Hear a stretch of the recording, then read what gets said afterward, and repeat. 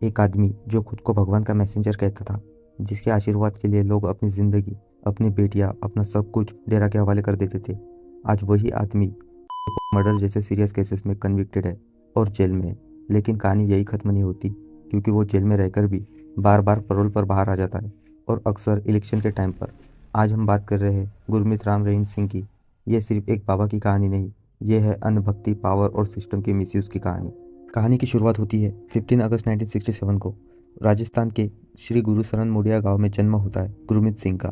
बचपन से ही डेरा सिस्टर सौदा से जुड़ा हो जाता है, और सिर्फ 7 साल की उम्र में डेरा का उस वक्त का गुरु शव संतनाम सिंह के कांटेक्ट में आ जाते हैं, और फिर 1990 में सिर्फ 23 साल की उम्र में उस डेरा का मुखिया बना दिया जाता है।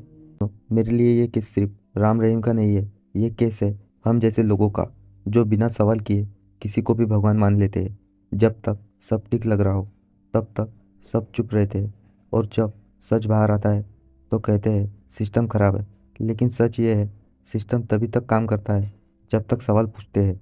आज राम रहीम जेल में है, ये सच है, ये सच है। लेकिन बार बार पैरोल पर बाहर आना हर इलेक्शन से पहले ये सवाल खड़े कर देता है, कानून के दायरे में सब ठीक हो रहा होगा, शायद लीगली भी सब ठीक हो, पर मॉरली सब ठीक नहीं लगता।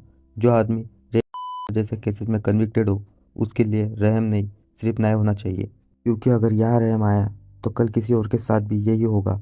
ये कहानी हमें ये सिखाती है, भगवान पर भरोसा रखो, लेकिन भगवान के नाम पर किसी इंसान को भगवान मत बनाओ। सिर्फ उनको गिल्टी होल्ड किया, दोषी करार दिया गया है। उनका जब क्वांटम पे बहस होगी तो उनकी प्रोसीजर जो स्टेटमेंट